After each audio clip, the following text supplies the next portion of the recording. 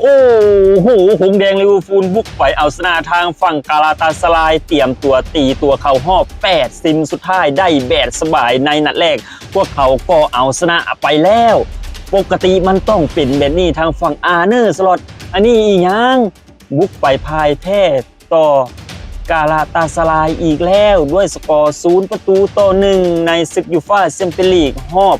16ทีมสุดท้ายนัดแรกโอ้โหซึ่งเป็น2นัดในฤดูกาลนี้ทางฝั่งอาร์เนอร์ที่นำทีมไปพ่ายแพ้ต่อทางฝั่งกาลาตาสลายโดยในรอบลีกเฟสเขาก็พ่ายแพ้ด้วยสกอร์เดียวกันนั่นคือ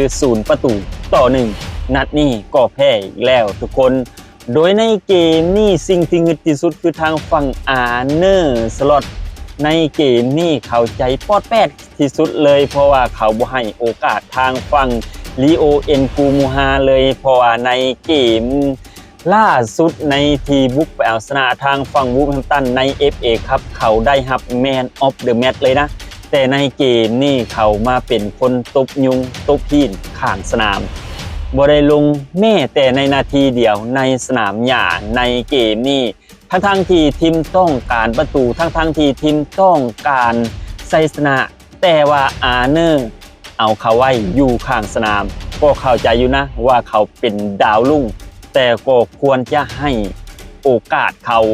โดยในเกมนี้อาร์เนอร์จัดมาในระบบเก่งของเขานั่นคือระบบโตเก่าคือระบบ 4-2-3-1 ระบบนี้มาแต่ใด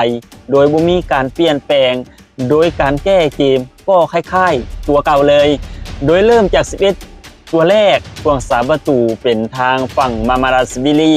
ส่วน4แบ็คโคของพวกเขาแบ็คขวาเป็นโจโกเมสเฮาฮู้อยู่แล้วว่าทางฝั่งโจโกเมสนี่ลิ้นเกมรับแต่ว่าถ้าหงแดงลิเวอร์พูลอยากได้เกมลุกต้องใส่ทางฝั่งเจเรมีปิมปงลงไปที่อันนี้ใส่โจโกเมสต่อมาอีกแบ็คซ้ายเป็นมิลอดเคอร์เคสโดยในเกมล่าสุดทางฝั่งโรเบอร์สันถึงว่าอายุจะหลายขึ้นก็จริงแต่ว่าความเก่าความบดขยี้ของทางฝั่งแอนดูโรเบอร์สันยังเป็นที่ทางฝั่งหงแดงลิเวอร์พูลควรจะให้เขาลงในเกมนี้หลังจากที่ใส่มิลอดเคอร์เคสก็งันเพราะว่าทางฝั่งมิลอดเคอร์เคสยังบ่เสิร์ชสายยังบ่สายแสงเลยในฤดูกาลนี้หลังจากที่เขาย้ายมาร่วมทัพหงแดงลิเวอร์พูลส่วน2เซนเตอร์เป็นทางฝั่งเวอร์จิลฟันไดจับคู่กับโคนาเต้ส่วน2มิดฟิลด์ตัวรับเป็นทางฝั่งไลอันกาเทนแบกจับคู่กับแมคอาลิสเตอร์ส่วน3ประสานในแดนหน้าปีกขวาเป็นโมฮัมเหม็ดซาลาห์ปีกซ้ายเป็นฟอร์เรียนเวียดส่วนตรงกลางเป็นโดนามิกโซบอลไลส่วนหัวหอกตัวเป้าในเกมนี้ใส่เป็นฮูโกเอกี้ติเก้โดยในเกมนี้ทางฝั่งหงแดงลิเวอร์พูลเหมือนเนิ่มเหมือนเบิดแฟชั่นเหมือนเมื่อแรงไปแล้วในฤดูกาลนี้โดยหลังเกมทางฝั่งเวอร์จิลฟันไดกัปตันทีมของหงแดงลิเวอร์พูลก็ออกมาให้สัมภาษณ์ว่าในเกมแบบนี้ควรจะให้โอกาสทางฝั่งลีโอเอ็นโกมูฮะลงเพราะว่าในเกมล่าสุดเขาก็ลิ่นดีซะเหลือเกินควรจะได้ลงแต่ในเกมนี้อาร์เนอร์เอาเขานั่งอยู่ข้างสนามบ่เห็นแม่แต่ล่องลอยจะได้ลงไปเล่นแม้แต่วินาทีเดียวในสนามหญ้าเลยโอ้โหโดยทั้งตำนานอย่างเจมี่คาราเกอร์ตำนานประกาศหลังของหงแดงลิเวอร์พูลก็ซับทางฝั่งอาร์เนอร์เละไปเลยโดยทางฝั่งคาราเกอร์กล่าวว่าจากเจอกันครอปที่เคยสร้างหงแดงลิเวอร์พูลเป็นเฟอร์ไลลี่เป็นทีมระดับยุโรปเมื่อเจอกับทางฝั่งหงแดงลิเวอร์พูลต้องเกมกลัว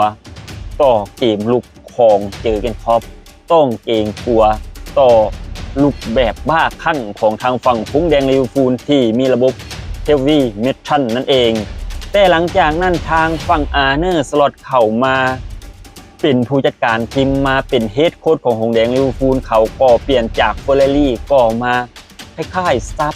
ขับรถเซาคล้ายๆแบบขับรถห้างๆเนิบๆเนียบๆโดยทีมคู่แข่งบ่ย่านอย่างเลยนี่เป็นทางฝั่งตำนานอย่างคาราเกอร์ออกมาซับแต่เท่าก็เห็นแล้วว่าในฤดูกาลนี้ทางฝั่งอาร์เนอร์สล็อตแก้เกมเหมือนที่เขาเคยแก้มาเหมือนที่เขาเคย เฮ็ดมาโดยบ่มีการเปลี่ยนหยังเลยโอ้โหลำบากใจนั่นคือสาวกหงส์แดงลิเวอร์พูลต้องทำใจ